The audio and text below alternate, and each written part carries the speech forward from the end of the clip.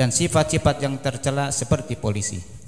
Selama hati sanggup menggunakan petunjuk para menteri dan bertindak dalam kerajaan seperti petunjuk akal, maka ia pun bersikap lurus dalam kekuasaannya.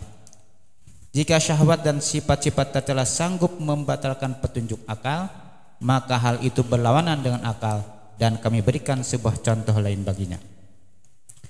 Kami katakan latifah rabbaniyah atau bisikan rabani. Perumpamaannya seperti prajurit pemburu. Badan adalah kendaraannya, kemarahan dan syahwat adalah anjing-anjingnya. Jika kudanya tunduk kepadanya, hewan-hewan buas dan anjing-anjingnya patuh kepadanya, maka tercapailah tujuannya dari perburuan itu, yaitu menghasilkan ilmu dan memperoleh kebahagiaan abadi. Jika keduanya liar tidak patuh kepadanya, atau anjingnya tidak terdidik, tidak mau berjalan bila dilepas, dan tidak berhenti oleh isyaratnya, maka urusannya rusak dan tujuannya terhalang. Dan khawatir anjingnya menguasainya sehingga memakannya, bahkan menolak untuk berburu. Bismillah, alhamdulillah, Allahumma salli wa sallim ala sayyidina Muhammadin abdika wa rasulika nabiyil ummi wa ala alihi wa sahbihi, amma ba'd. Di sini Al-Imam Al-Ghazali memberikan perumpamaan hati ya. Setelah kita lalui bahwasannya hati itu macam maknanya, dan kesemua itu adalah latifatur rabbaniyah. Perumpamaan bisikan hati ya. Latifatur rabbani, seperti raja, badannya seperti kekuasaan atau kerajaannya, kekuatan akalnya di dalam berpikir seperti menteri ya. Sifat-sifat yang tercela seperti penjaga. Selama hati sanggup menggunakan petunjuk daripada menteri dan bertindak dalam kerajaan seperti petunjuk akal, maka ia pun bersikap lurus dalam kekuasaannya. Subhanallah. Di antara semua ciptaan Allah dan anugerahnya yang paling termasuk mulia dan memiliki nilai adalah akal. Akal ini dinamakan akal, dikatakan ulama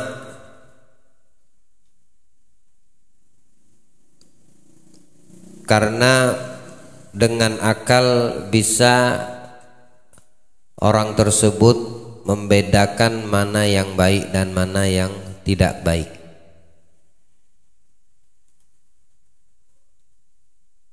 Dan akal ini adalah kemuliaan yang Allah letakkan pada diri manusia, malaikat, jin termasuk ya. Iblis itu syaitan, dia punya akal.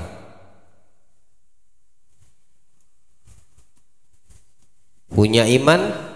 Punya. Dia beriman, dia tahu siapa tuh Tuhan yang menciptakannya.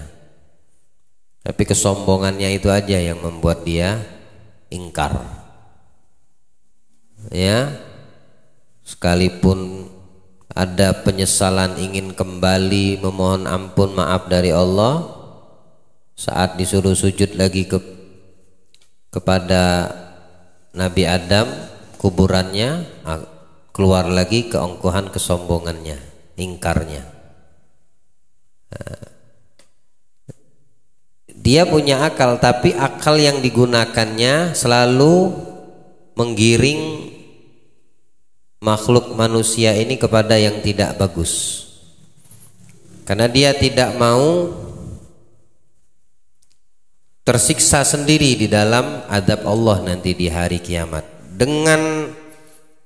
Dengan penuh dendam dan ketidaksukaannya kepada Nabi Adam. Dia mengatakan Adam itu menjadi sebab dia terkutuk, ya, seperti yang Allah ceritakan di dalam Al-Quran.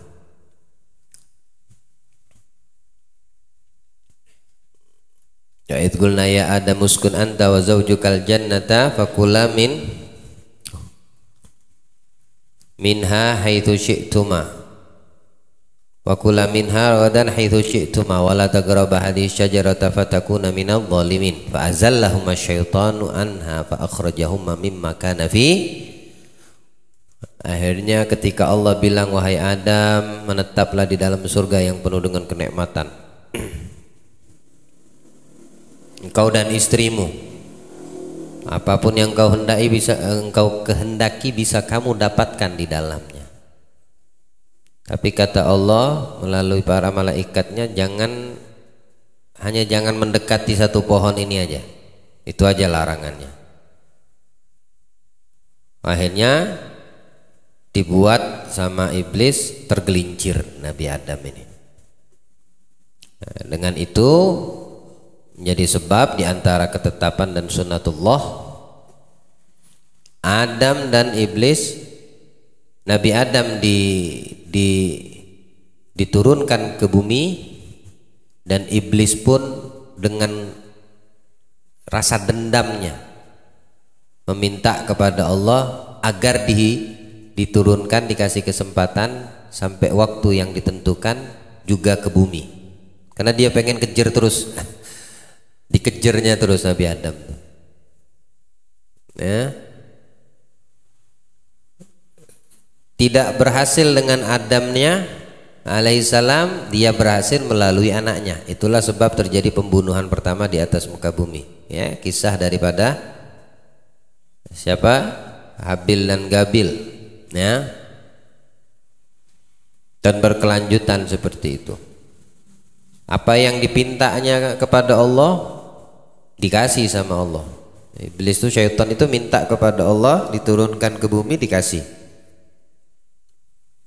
Minta tempat tinggal dikasih sama Allah, kamar mandi, rumah, ya.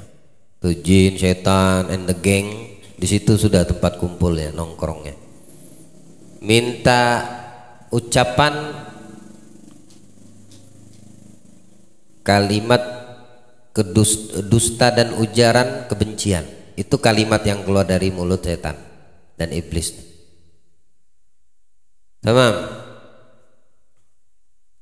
Jadi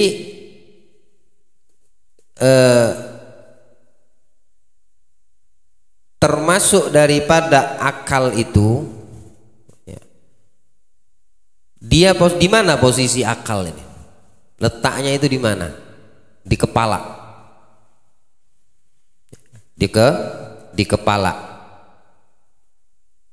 Dan di kepala itu ada otak, ya. Ada otak. Tengah-tengah otak itu, belahan tengah-tengah otak manusia itu, di situ letaknya apa yang keluar dari pemikiran kita manusia. Dan dari tengah-tengah itu juga dimasukkan dan dikeluarkan ruh dari jasad makhluk hidup yang bernyawa. Dari tengah-tengah betul, enggak berat sebelah, enggak ke kanan atau ke kiri. Dia persis posisinya di tengah-tengah. Pemikiran di situ juga timbulnya, ya. Tapi dia hanya sebatas menyaring. Dia yang tahu menyaring, di apa namanya, disaring sama dia. Apa yang disaring? Yang ditransfer dari jiwa dan hati manusia. Tamam. Sampai kepada otaknya, sampai kepada akalnya, maka dia akan berperan dengan menterinya, dengan penjaganya, Kalau hati sanggup menggunakan petunjuk yang baik, dia yang memberikan petunjuk yang baik dari hati, maka si menteri, si penjaga ini tadi, anggota tubuh maksudnya, akan melakukan sesuatu yang baik sesuai dengan apa yang ditransfer oleh hati itu dan direspon oleh akal manusia, yang direspon oleh akal dan otak yang ada di kepala manusia ini. Ya, di tengah-tengahnya itu tidak ada berat sebelah kanan atau sebelah, persis di tengah-tengahnya, di mana di situ terdapat satu celahan belah, Allah memasukkan dan mengeluarkan ruh manusia. Tapi dari situ juga dia disaringnya apa yang keluar dari hati manusia. Jadi tidak langsung apa yang terlintas di hati manusia. Contoh, ada orang yang mau berbuat baik, hatinya ingin berbuat baik, atau sebaliknya hati seseorang ingin berbuat kedurhakaan, ya. Maka tidak langsung apa yang diniatkan di hatinya itu dilakukan oleh dia, disaring dulu. Ini otak ini menyaring dulu, ya. Maka oleh karena itu perlu kita filter daripada saringan di otak ini, ubun-ubun namanya, ubun-ubun. Nanti kalau lihat anak bayi itu, bayi itu kepalanya itu ada yang lembek nih, ya. Itu di tengah-tengah itu namanya ubun-ubun. Dalam Al-Quran bahasa ini dinamakan nasiyatun, ya. Firman Allah Ta'ala, alam ta'lam bi anna allaha yarakalla la illam yantahi lanasfa'an bin nasiyatin kadhibatin. Nah, itu yang terkeluar dari hatinya Abu Jahal, ya. Kemudian direspon oleh nasiyah yang ada di ubun-ubun ini, apa? Nasiyatin kadhibatin khati'atin. Jadi yang keluar yang negatif semua dari otaknya Abu Jahal. Ketika melihat Nabi kita Muhammad sujud di hadapan Ka'bah mendirikan sholat, langsung respon dari otaknya itu marah-marah, nyaci maki, kemudian mengancam. Bukankah sudah kularang kau untuk melakukan ini di hadapan kami? Oh, macam-macam. Kamu tidak tahukah bahwasannya namaku dan suaraku banyak pengikut? Kalau aku bersuara, aku memanggil, pasukanku semua akan datang. Bilang Allah, faliyad'u nadiya sanad'u zabaniyah. Panggil, kata Allah, nggak apa-apa Muhammad, biarin dia mau manggil sekompi, setruk, apa alaihim, dia datangin. Kita datangi malaikat zabaniyah, kata Allah. Maka Nabi tetap menjalankan ibadahnya, tidak sama sekali, kata Allah. Tetap kamu sujud dan tetap kamu mendekatkan dirimu kepadaku dengan ibadah tersebut. Nah, jadi nafsiyah di sini yang keluar dari pemikiran Abu Jahal saat itu, ya, itu yang memang yang tidak baik. Tapi di sisi lain juga apa yang disampaikan oleh hati manusia yang memiliki hati dan jiwa itu akan merespon juga sesuatu yang baik manakala hati orang tersebut baik, ya. Tapi kalau lebih dominan di hatinya sifat yang tidak baik, naudzubillah, yang direspon oleh ini otak, akalnya merespon yang tidak baik. Nah, nanti di situ dicontohkan yang kedua oleh Imam Al-Ghazali. Dia akan mendapatkan kehancuran dan kebinasaan. Jadi mengikuti petunjuk akal itu kemana arah daripada anggota badan kita, dia menentukan kemana arah dari anggota tubuh kita, apa yang mau kita lakukan, apa yang ingin kita kerjakan. Dia yang mengarah, dia yang mengarahkannya. Makanya orang yang punya hati yang baik, yang bagus, ya, pasti sudah arah kemana arah anggota tubuhnya akan selalu menjadi bagus dan baik pula. Karena hatinya dia bagus.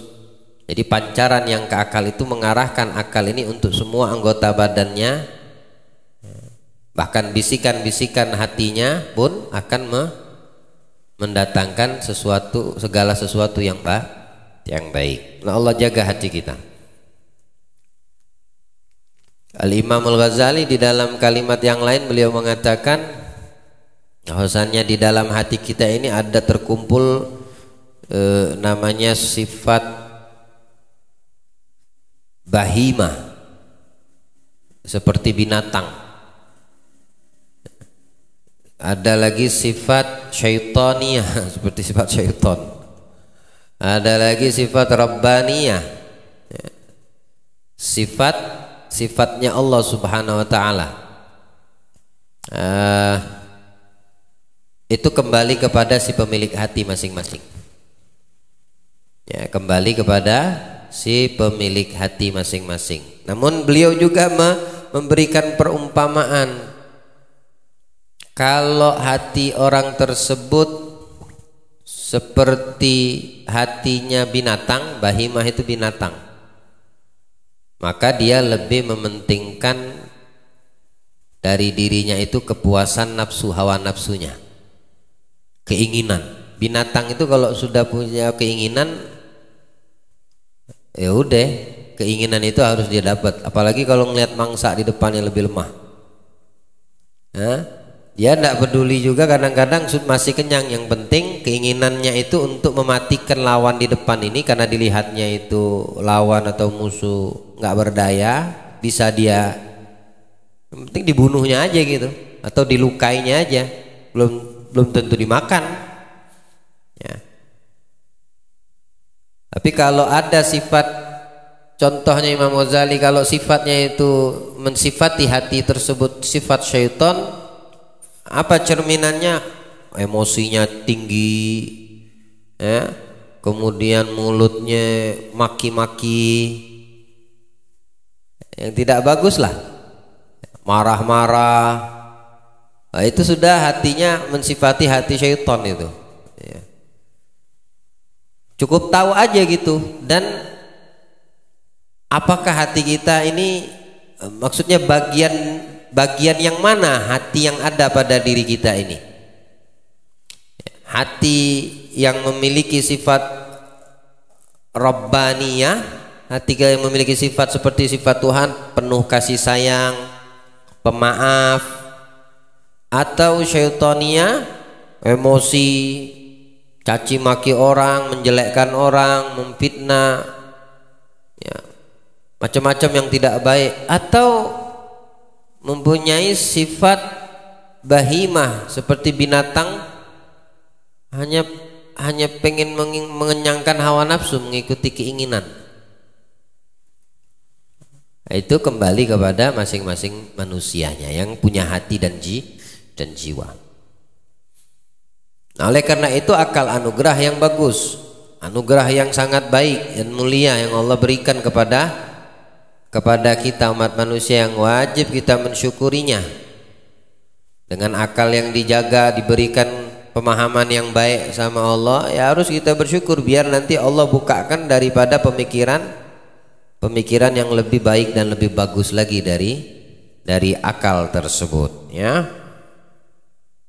Contoh yang lain disifatkan Imam Ghazali di sini, perumpamaan prajurit pemburu, alat burunya, kendaraan burunya, hewan-hewan buas dan anjing. Jadi kontrolnya tetap kepada hati. Nah, kalau seandainya alat burunya seperti anjing, tidak mau taat kepada tuannya, yaitu bisa jadi anjing itu makan tuannya. Artinya kalau kita punya hati nggak bisa mampu mengontrol diri kita, jiwa kita, akal kita, dia bisa merugikan kita. Ya. Makanya terjerumus orang itu dengan maksiat, kemungkaran, bahkan yang hak tertutup di hadapan matanya. Kenapa?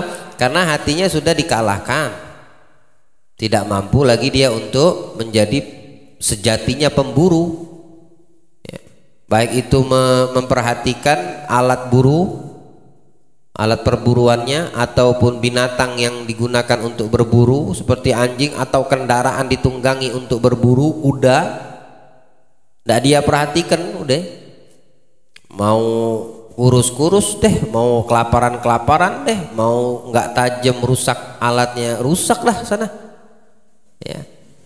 Tiba-tiba ingin berburu tapi anjing burunya nggak pernah diperhatiin, disuruh berdiri nggak mau, disuruh tangkap tuh nggak mau, akhirnya apa? Itu anjing gigit dia sendiri, itu anjing gigit tuannya. Makan nggak dikasih, kau nyuruh aku cari makan untuk dirimu, kan begitu bahasanya. Ada perumpamaan, semua itu akan terdidik, terlatih manakala kita mengetahuinya dengan ilmu. Ya, mengetahuinya dengan ilmu. Dikatakan dalam sebuah syair, aku melihat akal itu ada dua akal. Aku mendapati pada akal itu dua pemikiran, dua akal. Yang pertama mendengar, apa yang ditransfer hati kita, dia dengarkan. Yang kedua mengamalkan, melakukan. Jadi yang ditransfer itu bisa dua juga, positif negatif, baik dan tidak baik. Yang kedua mengamalkan. Kalau yang dia transfer pemikiran ke akal itu baik, maka akan mengamalkan baik, insya Allah. Sebaliknya begitu juga, naudzubillah. Tidak ada yang mencegah apa yang didengarkan oleh akal, kalau seandainya terkecuali dia tidak mengamalkannya. Artinya apa yang diberikan oleh hati dan sanubari manusia ini, yang ditransfer ke akal kita ini, manakala itu baik, tidak akan bermanfaat itu kebaikan, karena masih sebatas di akal kamu,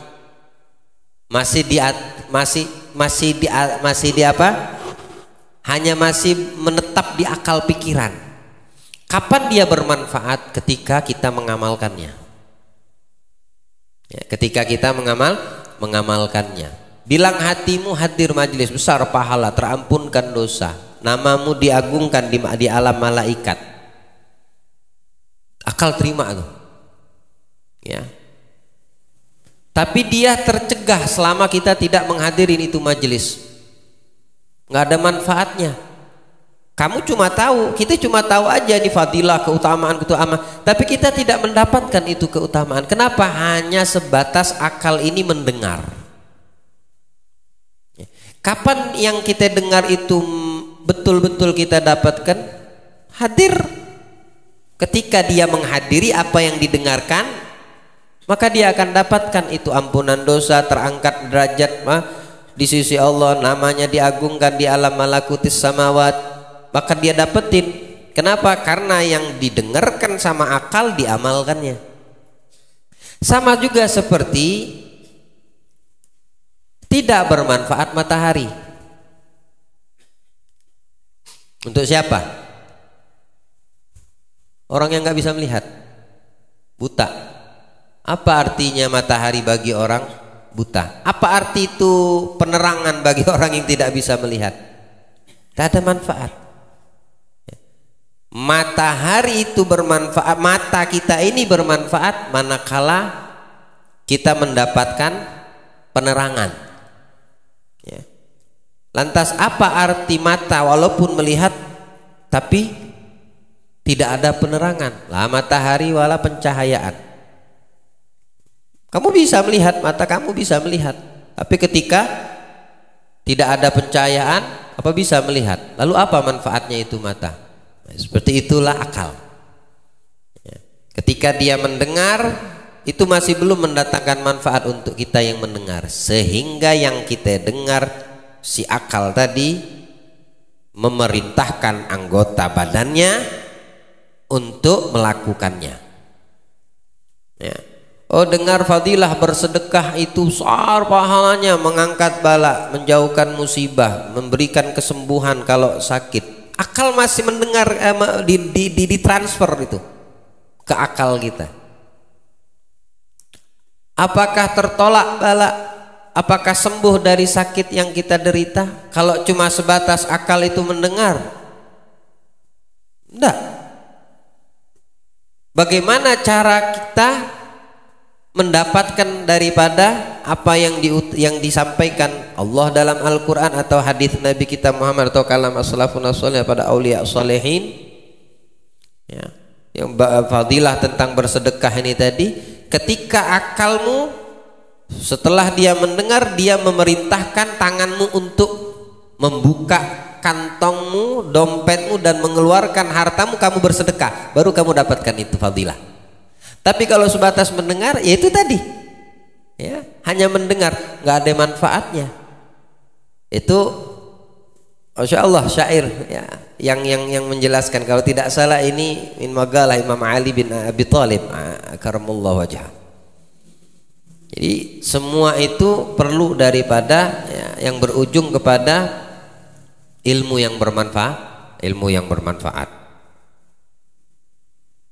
sehingga dia bisa mengatur, akalnya bisa dia arahkan, dia tidak liar, ya, dengan pengetahuan dan ilmu yang ada pada dirinya, dia terkontrol, ya, dia bisa terjaga. Tapi kalau tidak ada keilmuan, tidak ada pemahaman, tidak teratur, sudah nanti apa yang diterima direspon. Apa yang dia dengarkan akan dilakukan karena tidak ada batasan. Memberikan batasan tersebut adalah ilmu, ya, sama seperti juga syair ini mengatakan, aku melihat ilmu itu dua. Ra'aitu ilman, aku melihat ilmu itu, pada ilmu itu terdapat dua. Apa? Masmu' wa matbu'. Masmu' wa matbu'. Masmu' itu mendengar, matbu' itu mencatat, menulis apa yang kamu dengar. Fala yanfa'ul masmu' idza lam yaku matbu'. Apa manfaat yang kamu dengar kalau tidak kamu catat? Sebentar lupa tuh, ya. Kalau tidak percaya cobalah. Kalau tidak kamu, nah saya mengeluarkan ini syair nih. Kamu dengar kan? Kita semua dengar, tapi kamu tidak catat. Minggu depan nanti saya tanya, apa manfaat, apa yang kamu dapatkan dari yang kamu dengar kalau tidak kamu catat? Tunggulah besok kelamaan, ya, ntar malam juga sejam, 2 jam, 3 jam lupa apa syair ini isinya. Apalah, aku lihat ilmu itu ada dua, mendengar dan mencatat. Apa guna mendengar kalau tidak mencatat? Sebagaimana matahari nggak ada manfaat untuk orang yang tidak bisa melihat. Allah beri pemahaman insyaallah. Allah mudahkan kita mengamalkan apa yang kita dengar. Amin ya rabbal alamin. Pasal tentang tingkatan ilmu yang dihasilkan. Ketahuilah bahwa menghasilkan ilmu oleh hati ada beberapa tingkatan. Di antaranya terdapat pada ulama sehingga menggunakan pendahuluan untuk mencapai hasil dan menggunakan dalil-dalil untuk mencapai pengertiannya. Ini dengan maksud adalah bitta'allum, ya, mendatangi guru, belajar dengan sungguh-sungguh, ya, mempelajari ilmu-ilmunya, adab-adabnya, dalil-dalilnya, ya, tidak instan. Tamam, seperti yang kita lakukan.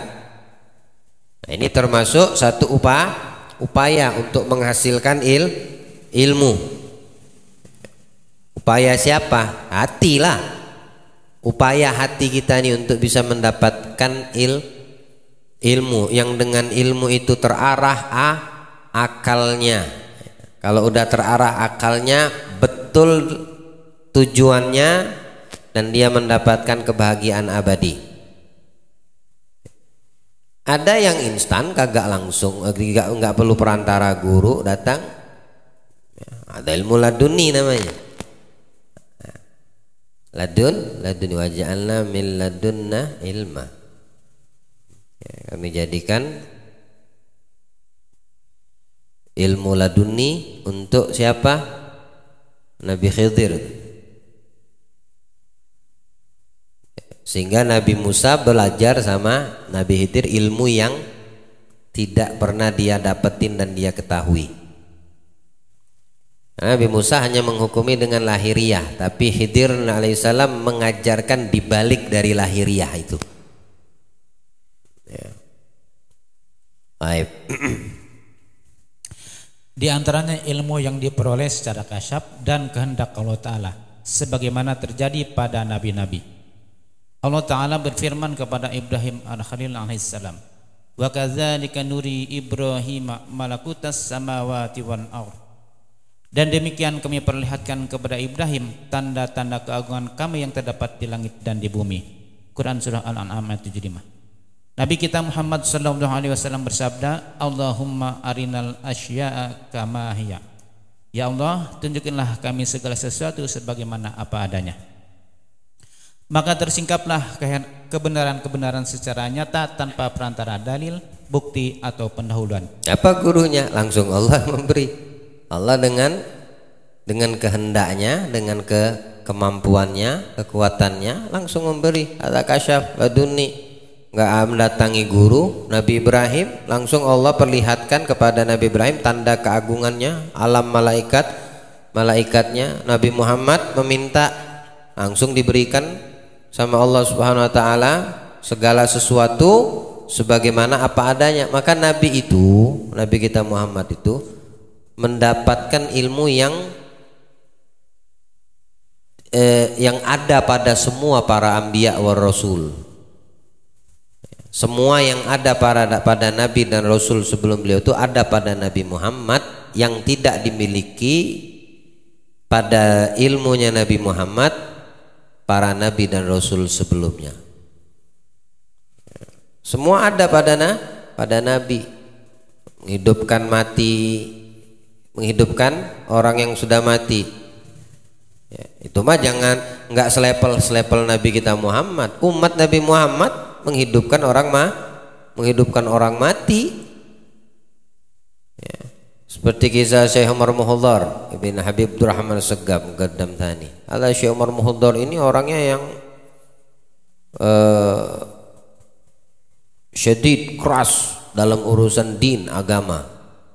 Apalagi menjaga sholat 5 waktu, tidak terlambat takbir pertama dengan imam. Lihat nih didikan orang tua. Anak seorang wali gutub, abahnya gutub, kakeknya gutub, anaknya gutub, cucunya gutub. Masya Allah. Punya anak wanita putri namanya Fatimah dan Aisyah. Aisyah dan Fatimah.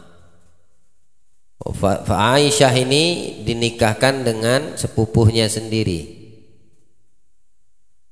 anak daripada Al-Habib Abu Bakar As-Sakran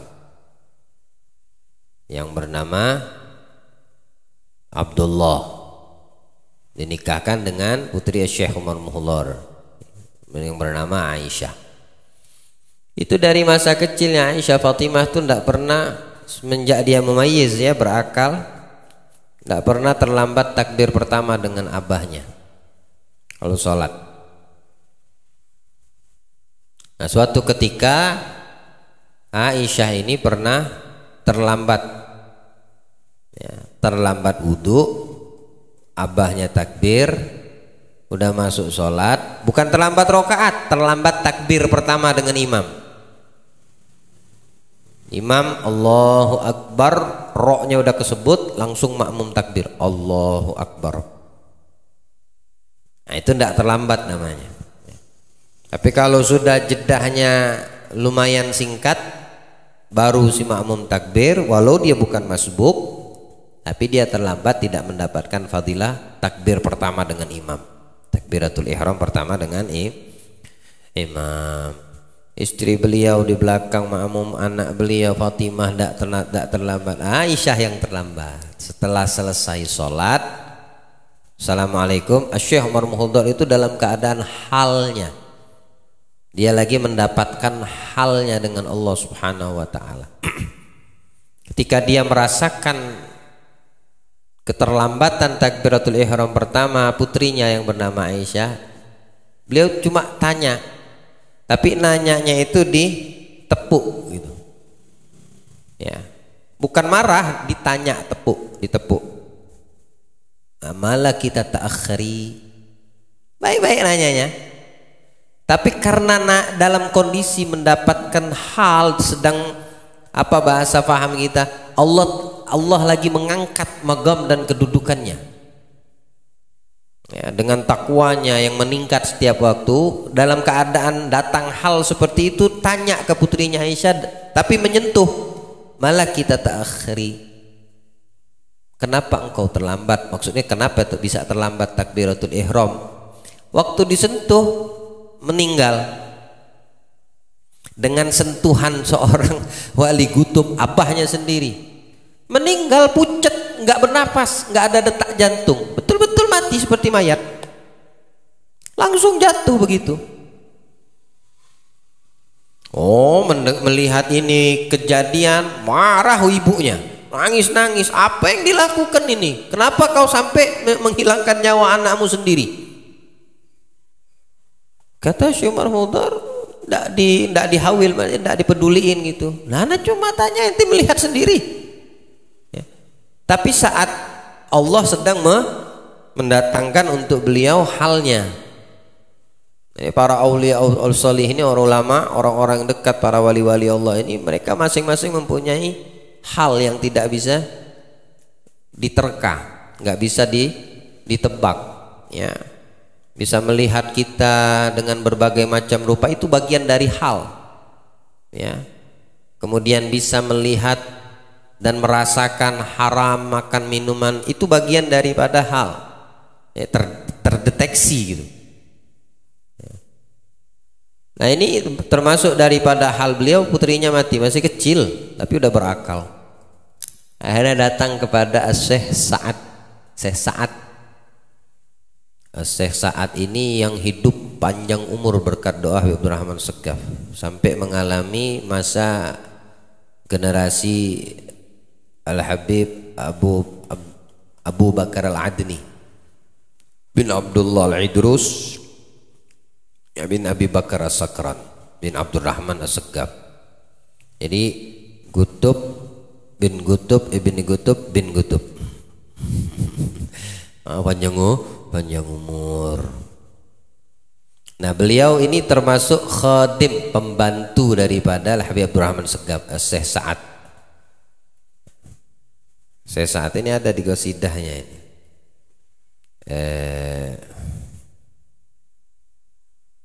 Wala nansa Kamaliddin Sa'adan azimal hal tajal abidin. Orang memiliki hal yang agung sebagaimana Syekh Umar Muhlar, ada Syekh Sa'ad ini. Itu pembantu Habib Abdurrahman Segaf, mengalami menjadi pembantu anak-anaknya Habib Abdurrahman Segaf, mengalami lagi menjadi pembantu cucunya Habib Abdurrahman Segaf. Datang istri Syekh Umar Muhlar kepada Syekh Sa'ad, beliau mengatakan, ya Syekh Sa'ad, ya, engkau yang mendapatkan doa dari orang tua kami, ya, dari Habib Rahman dengan doa umur panjang dan memiliki kedudukan yang tinggi, artinya hal yang tinggi di sisi Allah Subhanahu wa taala. Coba lihat anak punya putri disentuh sama abahnya mati. Kalau memang engkau seorang wali min auliyaillah, memiliki kedudukan yang agung dan tinggi yang diberkahi Allah melalui khidmatmu, ya, hidupkan aku punya anak. Ini kayak mainan nyawa dibuat mereka gitu.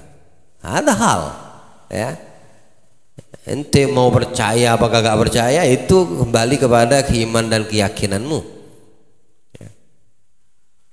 Datanglah beliau melihat memang sudah memucat muka nih, ibaratnya apa namanya, tampak seperti mayat, perubahan pada jasad ini, nggak ada nafas, ada jantung, nggak ada detak nadi, nggak ada berdenyut gitu. Pas dilihat sama Syekh Sa'ad ini, disenggol lagi kakinya. Gumi biiznillah, ndak mati kok katanya. Ayo bangun dengan izin Allah. Bangun. Bangun. Apalagi selevel Nabi kita Muhammad cuma untuk menghidupkan yang mati. Nabi Isa bisa menghidupkan mati. Orang yang sudah mati walaupun udah puluhan tahun itu dengan utuh. Nabi Ibrahim Bukan dengan utuh, udah dicincang-cincang, udah kepotong-potong. Kan Allah ceritakan tuh dalam Al-Quran ya. Cuma untuk memantapkan hati beliau.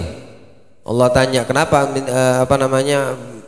ya Rabbi, bagaimana cara menghidupkan orang mati, yang menghidupkan yang telah mati? Tunjukkan, lihatkan kepadaku cara menghidupkan sesuatu yang sudah bernyawa mati. Kata Allah, apakah kau tidak beriman? Tidak. Kata Nabi Ibrahim, hanya untuk lebih meningkatkan keimananku, memantapkan hatiku dan imanku. Bilang Allah, ambil itu burung, cincang, potong, kau lemparkan setiap belahan potongan tubuhnya di bukit sono, bukit sono, bukit sono, bukit sono. Setelah itu kau panggil tuh burung, kata Allah. Dipanggil burung, hidup lagi. Gitu. Ada selevel Nabi Ibrahim. Nabi Isa masih utuh, nggak dicincang mayatnya. Bukan mayat Nabi Isanya, maksudnya orang yang sudah mati, yang udah terkubur lama itu masih utuh.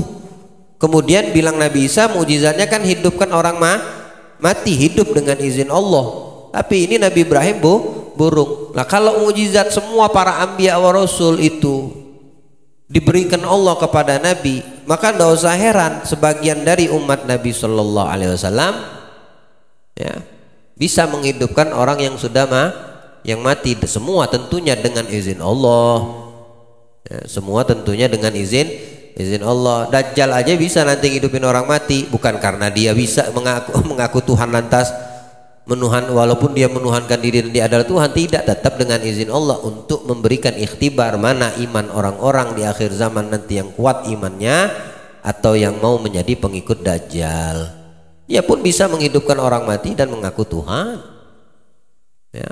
Seorang sahabiyah atau tabi'in ya, tabi'iyah, anaknya mati, dia tidak terima, bukan tidak terima ketetapan Allah mati, artinya masih belum sanggup untuk meninggalkan, berpisah dengan anaknya. Mamanya buta, ibunya buta, nggak bisa melihat ya. Anas bin Malik menyaksikan ini kejadian. Sahabat Anas bin Malik, pembantu Nabi Muhammad, 10 tahun berkhidmat dengan Nabi Muhammad ya. Saat lagi takziah, bilang ibunya minta berdoa kepada Allah Subhanahu wa taala agar anaknya dihidupkan lagi. Hidup anaknya di depan semua yang hadir ya. Apa kaget mereka? Enggak kaget, karena doa seorang ibu. Yang tadinya takziah bukan takziah, jadi tahniah. Bukannya ini jadi selamatan hidup lagi gitu. Makanan itu bukan untuk berduka cita, bukan buat tahlil lah bahasa kita. Bukan untuk tahlilan, tapi untuk kayak selamatan hidup lagi gitu. Karena berkat doa seorang ibu. Ibunya minta, ya Allah, Anda belum mau berpisah sama anak hidup sendirian, dia yang bantu anak, yang khidmat sama anak, kata sang ibu ya, minta dihidupkan lagi sama Allah. Itu umatnya Nabi kita Muhammad lebih daripada itu ya. Jadi Allah membukakan semua untuk Nabi Muhammad itu. Jadi tidak usah heran apa yang akan terjadi sampai nanti di akhir zaman sudah dilihat sama Nabi. Tidak ada yang tertutup ya. Semua ditunjukkan dan diperlihatkan sama Nabi kita Muhammad SAW, karena Nabi minta tunjuki kami segala sesuatu sebagaimana apa adanya. Dunia udah tua keriput, udah diperlihatkan semua sama Allah dalam peristiwa Isra Mi'raj pun udah kelihatan keriput, tua, berdandan, kan begitu. Itulah dunia, diperlihatkan apa adanya sama Nabi kita Muhammad SAW. Allah berikan pemahaman untuk iman kita ya, sehingga kita tidak tertipu dengan sisa waktu, umur, daripada usia yang ada di dunia ini ya. Fitnah yang sudah merajalela ya. Terjaga iman kita dari fitnah anak keturunan kita, insya Allah. Baik. Itulah yang dimaksud dengan firman Allah Ta'ala, ma yaftahillahu linnasi mir rahmatin fala mumsikalaha. Apa saja yang Allah anugerahkan kepada manusia berupa rahmat, maka tidak ada seorang pun yang dapat menahannya. Tidak ada satu pun yang bisa menahan. Kalau Allah sudah berkehendak, semua anugerah atas izin Allah, rahmat Allah, siapa yang bisa menahan? Tidak ada yang bisa menahan. Semua itu bisa dilihat ya. Jadi ada tahapan orang dengan guru, harus ada yang dengan tanpa guru langsung dari Allah Subhanahu wa taala, dan itu namakan ilmu laduni tadi ya, atau kasyaf, dia bisa melihat terbuka semua tanpa harus dia berguru, tanpa dia harus mencari asbab, menjadikan sesuatu wasilah ya, secara langsung. Dan pandangan hati seperti itu juga hati manusia ya, ada yang melalui tahapan, ada yang langsung dibuka sama Allah hatinya tanpa wasilah. Seperti yang Allah firmankan dalam Al-Quran, maka dzabal fuadu ma ra'ah ya, sama sekali tidak berdusta apa yang dilihat oleh hati dan jiwa ya, itu tidak bisa dibohongi. Kalau sudah hatinya dibuka sama Allah, Nabi kita Muhammad melihat apa yang sudah dibuka semua oleh Allah untuk beliau sallallahu alaihi wasallam. Baik. Rahmat ini diberikan dengan kemurahan ilahi dan kemuliaan abadi di dalam hati yang menerimanya. Inilah yang disyaratkan dengan sabda Nabi sallallahu alaihi wasallam, sesungguhnya Tuhanmu mempunyai karunia-karunia di hari-hari kehidupanmu, maka usahakan mendapatkannya. Usaha mendapatkannya menimbulkan keberuntungan dan kebahagiaan dengan mencucikannya. Allah Ta'ala berfirman, qad aflaha man zakkaha, sesungguhnya beruntunglah orang yang mensucikan jiwa itu. Sucikan jiwa daripada penyakit-penyakit hati ya. Kalau ada sifat benci, istighfar, mohon ampun sama Allah, perbaiki. Kalau di hati dan jiwa kita ada sifat dendam, istighfar, mohon ampun pada Allah ya, diperbaiki, dihilangkan. Kalau ada sifat hasud, tidak senang sama orang dapat nikmat di dalam jiwa dan hati kita, perbaiki, mohon ampun sama Allah. Ini orang yang beruntung karena Allah sudah memberitahukannya di dalam Al-Quran, qad aflaha man zakkaha. Dalam ayat lain, qad aflaha man tazakka ya, wa dzakara asma rabbih fasalla. Ini semua berkaitan dengan jiwa dan hati. Nabi memberikan semua, Tuhan mempunyai karunia di hari-hari kehidupanmu, usahakan mendapatkannya. Ini karunia Allah besar, setiap hari ada. Maka bentangkan jaringmu untuk hati tadi, untuk jiwa. Kalau udah dapat, ya bersihkan hati kita, jiwa kita. Kemarin pembahasan Imam Haddad mengatakan, adzikru lillahi magnatisul qulub. Zikir kepada Allah itu nafahat ya, itu kemurahan Allah, anugerah Allah. Berzikir, mencari ilmu, semua kebaikan, wirid, amal kebaikan, itu nafahat semua, itu karunia maksudnya ya, karunia dari Allah. Usahakan mendapatkannya gitu, artinya usahakan kamu tidak melewatkannya, karena itu karunia dari Allah. Mengingat Allah, zikir kepada Allah, itu karunia dari Allah. Dia bahkan jadi magnet untuk hati. Dzikru lillah magnatisul galbun ya, yajdzibuha. Apa setelahnya, ada yang hafal kah? Yajdzibuha min awalimil yajdzibuha bi khasiyatihi min amalil min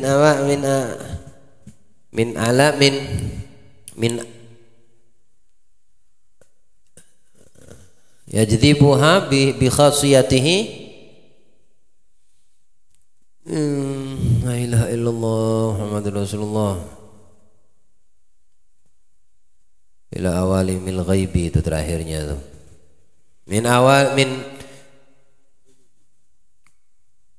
Min maudhi'il ghafla ila awalimil ghaibi ya.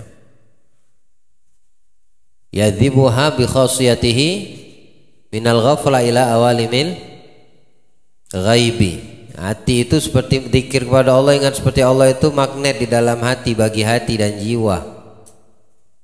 Dengan keistimewaannya, dia memindahkan, menghilangkan atau menarik orang yang lupa kepada Allah menuju kepada sesuatu alam gaib. artinya yang tidak bisa dilihat kecuali dengan mata hati tersebut, tidak bisa lihat dengan mata kita. Ya, keajaiban hati itu akan dibawa ke situ kalau sudah magnetnya besar dan hidup. Dengan apa? Membersihkan hati. Kalau sudah dapat itu dibersihkan hati. Jadi terbuka hati itu, nggak ada hijab. Ya, hijab untuk bisa melihat sesuatu yang ajaib, ya, keindahan dan keistimewaan yang ada di dalam hati. Baik. Sebaliknya, berpaling darinya menimbulkan kesengsaraan dengan menghalanginya. Allah Ta'ala berfirman, wa qad khaba man dassaha, dan sesungguhnya merugilah orang yang mengotorinya. Quran Asy-Syams ayat 10. Apabila tujuannya adalah permohonan dari pihak hamba, maka contohnya adalah doa dan meminta petunjuk. Bila mana berasal dari pihak Allah Ta'ala tanpa memohon dan sebab dari pihak hamba, maka contohnya adalah turunnya Allah. Nabi SAW bersabda, Allah Ta'ala turun setiap malam ke langit dunia. Ada tersisa sepertiga terakhir malam tuh, akhir-akhir malam itu. Rahmatnya Allah tuh turun ke langit dunia ini, lalu menanyakan siapa yang beristighfar adakah ku ampunkan, siapa yang meminta ku beri, siapa yang memohon ku kabulkan. Itu setiap malam, sebagaimana karunia-karunia Allah juga setiap hari, ya. Dan Allah pun menawarkan setiap akhir malam, ya, kepada semua hambanya, ya, kepada semua hambanya, ya, hatta non muslim, ya. Tapi kalau untuk minta ampun di luar babnya, ya. Non muslim bangun dia ketemu pas akhir malam, berdoa dia sama Tuhan yang dia yakin, iman diyakininya siapa mungkin bintang kah? Kalau Tuhan dia jadikan bintang, penting dia minta kepada Tuhan yang dia yakini. Apa menurutmu Allah itu zalim? Allah itu tidak mau memberikan? Mati mereka kalau tidak dikasih. Kalau Allah itu jahat, kelaparan mereka tidak bisa minum, dia nggak bisa sukses dia. Tapi kebetulan waktunya mustajab, dia meminta kepada Tuhan yang diyakininya, bukan kepada Allah yang dia tidak meyakini dan beriman kepada Allah. Tapi dikasih kok sama Allah, cuma sebatas dunia, cuma sebatas urusan dunia yang dipintanya. Kalau dia minta ampunan ya enggak lah, karena dia bukan orang yang beriman. Kalau dia minta surga ya dia harus beriman. Kalau dia pengen mendapatkan dijauhkan dari siksa neraka ya dia harus beriman. Tapi kalau untuk sebatas urusan dunia nggak ada artinya di mata Allah, dikasih sama Allah. Apalagi kalau dia minta pas di waktu sepertiga ini, saat Allah menurunkan rahmatnya, ya. Makanya tidak ada orang di zaman-zaman terdahulu atau zaman sekarang daripada para aulia sholihin itu, ya, yang tidak bangun di malam hari untuk tahajud atau mendekatkan diri kepada Allah walaupun sebentar, ya. Tidak dikatakan dia orang yang mencintai Allah kalau dia melewatkan satu malamnya tidak mengingat Allah Subhanahu wa taala, terkhusus di waktu-waktu yang mustajab. Karena Sayyidina Umar bin Khattab itu mendatangi kemah-kemah perangan. Ya, di dalam kemah ini sedang sholat, ini lagi ruku, sono lagi sujud, kemah yang sono lagi baca Quran, kemah yang ibadah zikir, ujung kemah tidur. Ada satu pasukan di ujung kemah tidur, bilang Sayyidina Umar, dengan sebab ini Islam bakal hancur. Artinya peperangan akan kalah, ini yang penyebabnya. Siapa? Ini yang ngorok tidur, bukan meninggalkan sholat, ya. Yang enggak tahajud, yang enggak bangun malam, enggak merintih di hadapan Allah di malam hari, mohon ampun, neteskan air mata, minta petunjuk kepada Allah. Nah ini yang seperti ini yang menyebabkan peperangan bisa kalah, kata Umar bin Khattab, ya, bukan meninggalkan sholat. Subuh sholat yang wajib tetap dikerjakan, tapi tidak ada tahajudnya, ya. Jadi walaupun sebentar malam bangun, walaupun setelah itu tidur. Kalau memang nggak kuat lagi bangun aja, habisnya tidur lagi, balik bantal lah bahasa ulama yang diajarin mereka. Walaupun itu nggak mampu, nggak kuat betul, bangun tetap balik bantal tidur lagi.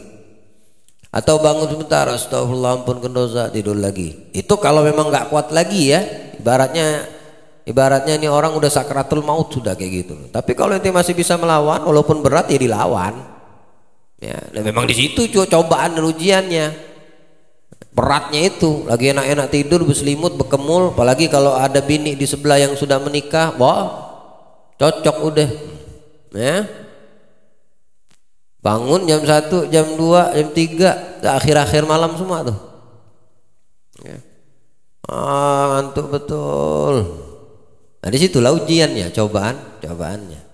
Hadiahnya apa? Ya yang diminta dikabulin, yang diminta dikabulkan. Jadi jangan lewatkan satu malam kecuali kita bangun, ya, walau sebentar. Orang-orang terdahulu di Tarim itu kalau udah untuk masalah qiyamul lail, anaknya yang masih bayi bangunkan,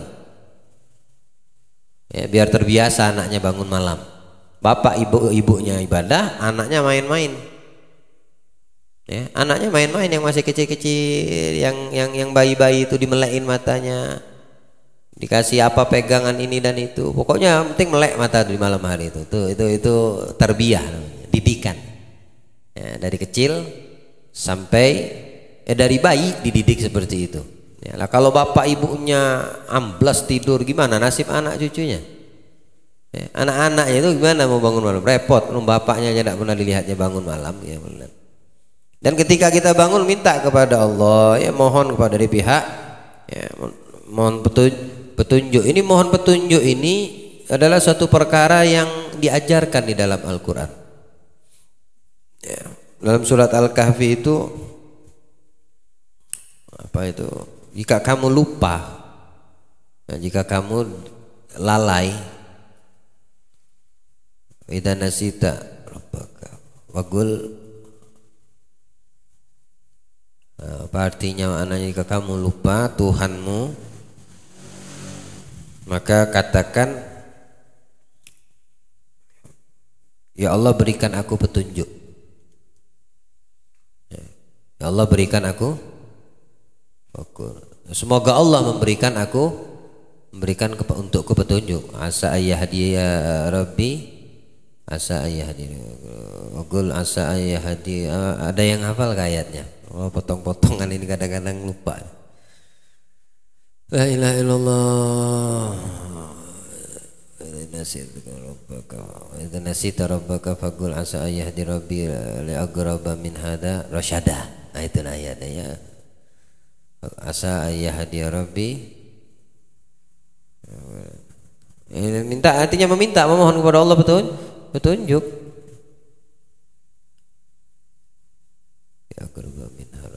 Untuk mendapatkan petunjuk di jalan yang lurus, minta kepada Allah. Di sini Imam Ghazali mengatakan seperti itu. Doa dan minta petunjuk berasal dari pihak Allah Ta'ala tanpa memohon dan sebab dari pihak hamba. Baik. Nabi SAW bersabda, menceritakan dari Tuhannya Azza wa Jalla, telah lama kerinduan orang-orang saleh untuk berjumpa denganku, sedangkan aku lebih besar kerinduanku untuk berjumpa dengan mereka. La ilaha illallah. Mengenai pendekatan diri kepada Allah, Nabi SAW bersabda, menceritakan dari Allah Subhanahu wa Ta'ala, barang siapa mendekatkan diri kepadaku sejengkal, aku pun mendekatkan diri kepadanya sehasta. Itu bagaimana rahmat Allah? Kamu rindu pengen ketemu Allah, lebih rindu lagi. Kamu mendatangi Allah melangkah, Allah datangi kamu lari. Artinya ketika kita kembali bertobat kepada Allah, itu Allah paling suka. Ya. Ketika kita mendatangi Allah dengan berjalan, Allah mendatangimu dengan berlari. Artinya cepat kamu diterima sama Allah. Karena yang paling disukai sama Allah itu adalah hamba yang bertaubat, yang kembali kepadanya. Bukan yang lari, bukan yang lari darinya, tapi yang mendatanginya, yang kembali kepada Allah. Setiap kamu melakukan perbuatan yang tidak disukainya, cepat kembali, maka Allah cepat menangkapmu. Saking senangnya Allah dengan hamba tersebut. Ya. Gara-gara taubat, seorang air hujan diturunkan. Nabi Musa itu, Bani Israel itu sampai makan bangkai itu. Pernah mereka alami. Bangkai dimakan karena nggak ada makanan yang halal, yang layak, nggak ada minuman. Akhirnya istighotsah, minta turun hujan. Nggak diturunkan sama Allah. Tahu sebabnya? Kata Allah, satu di antara rombonganmu, ya, kaummu itu ada yang suka ngadu domba, nggak bisa jaga mulut. Ya bahaya betul mulut nih ya. Yang di dalam ya, dengerin mulut tuh bahaya. Gimana mau kuturunkan bantuanku, hujan yang kalian minta, sedangkan di tengah-tengah kalian ada satu orang yang mengadu domba, tidak bisa jaga mulut. Satu kata Allah, bukan banyak, satu. Gara-gara satu ini terhalang rahmat Allah. Kata Nabi Musa, tanya, ya Allah, siapa orang yang Anda keluarin? Bilang Allah, aku menghalangimu untuk mengadu domba. Sekarang kau mau menjadikan aku mengadu domba dengan ngasih tahu siapa orang tersebut? Kata Allah, terus bagaimana ya Allah? Bagaimana ya Rabb caranya? Ya udah kamu kasih tahu di kalangan Bani Israel, umatmu. Sebab aku tidak mau menurunkan ini hujan gara-gara satu di antara kalian ada yang namam. Namam itu suka ngadu domba, ngomong sono ngomong sini, akhirnya cekcok nih dua orang gara-gara omongan dia. Bahaya yang seperti ini, namam tidak masuk surga.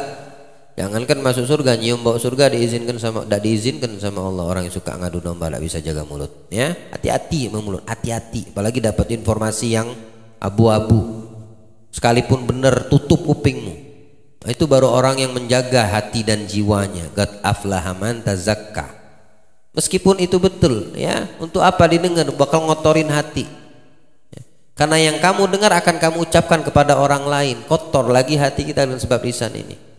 Lalu dikumpulkan sama Nabi Musa, tidak bakal diturunkan sama Allah hujan, pertolongan dari Allah. Ya, karena di antara satu dari kalian itu ada yang namam. Taubatlah kata Nabi Musa. Ngerasa nih orang bertobat betul-betul, sungguh-sungguh dia kembali kepada Allah. Ya, saat dia bertobat sungguh-sungguh itu didapetin sama Allah kesungguhannya di dalam bertobat. Belum Nabi Musa minta lagi turun hujan.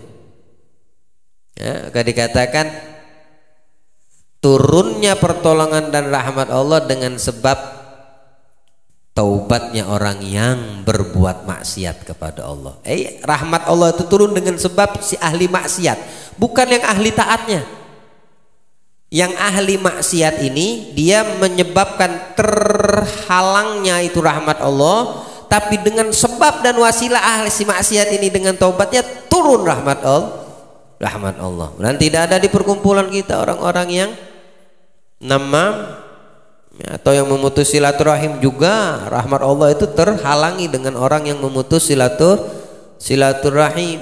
Ya, silaturahim dengan saudaranya, dengan orang tuanya, dengan mertua dan anaknya, suami ke istri, istri ke suami. Mudah-mudahan tidak ada di antara kita orang nggak paham mau memutus silaturahim. Ya, jangan kita memutus silaturahim dengan mereka. Kitanya, tidak usah kita ngomong orang, nggak usah kita mikirin orang, kita gitu. Semua yang kita pelajari bab jiwa, hati, akhlak, adab itu kita kembalikan tertuju kepada diri kita, bukan orang lain.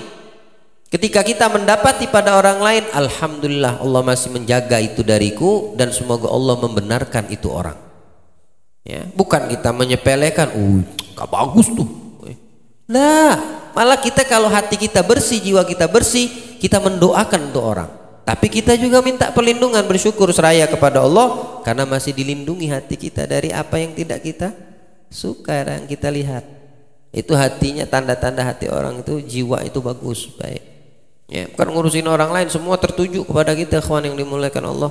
Itu tujuan daripada kita mempelajari ilmu-ilmu batin atau tasawuf ini, ya, untuk membersihkan, menciptakan akhlak yang baik, membersihkan hati yang kotor, ya, cerminan daripada itu semua Nabi kita Muhammad, para nabi-nabi sebelum Nabi Muhammad, para sahabat, orang-orang soleh, para aulia, itu cerminan semua yang ada di dalam, yang diajarkan di dalam kitab. Taib sedikit lagi. Ringkasnya, kemurahan ilahi menghendaki kebahagiaan itu tercurah tanpa sifat kikir, sedangkan kemurahan abadi menghendaki bawah hati di dalam dasar fitrah siap menerima kebahagiaan ini. Nabi SAW bersabda, setiap bayi dilahirkan dalam keadaan fitrah atau suci. Allah Ta'ala berfirman, fitratallahi, Quran Ar-Rum ayat 30. Allah Ta'ala berfirman, laqad khalaqnal insana fi ahsani taqwim. Sesungguhnya kami telah menciptakan manusia dalam bentuk yang sebaik-baiknya. Allahu a'lam. Mas yakfi.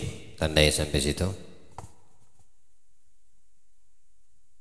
Kita mohon pada Allah, Allah bersihkan kita punya hati dan keluarkan dari penyakit-penyakit yang ada di dalam hati kita. Ya, Allah jadikan akal kita terarah dengan baik dengan sebab hati yang baik, dan Allah lindungi kita, Allah selamatkan kita, Allah jaga kita, keluarga kita dan orang-orang muslimin dan orang-orang yang kita cintai. Allah selamatkan insyaallah saudara kita yang saat ini terjajah di Gaza, Palestina, ya, berkat dari perkumpulan baik malam ini, berkat zikir kepada Allah ini, berkat sholawat kepada Nabi kita Muhammad sallallahu alaihi wasallam, Allah angkat musibah yang dialami, Allah selesaikan semua yang mereka mulai daripada orang-orang kafir Yahudi yang tidak memiliki kasih sayang di dalam hati mereka untuk orang-orang yang ada di sekitarnya. Allah angkat derajat mereka dan Allah kumpulkan mereka bersama orang-orang yang dicintai. Bagi yang meninggal dunia diangkat, diampunkan dosanya. Bagi kita yang masih hidup, Allah pelihara dan jaga iman kita insyaallah dan mati dalam keadaan husnul khatimah. Amin ya rabbal. Wassallallahu ala sayyidina Muhammadin wa alihi wasallam. Alhamdulillah rabbil alamin. لا إله إلا الله الموجود في كل زمان لا إله إلا الله الموجود في كل زمان لا إله إلا الله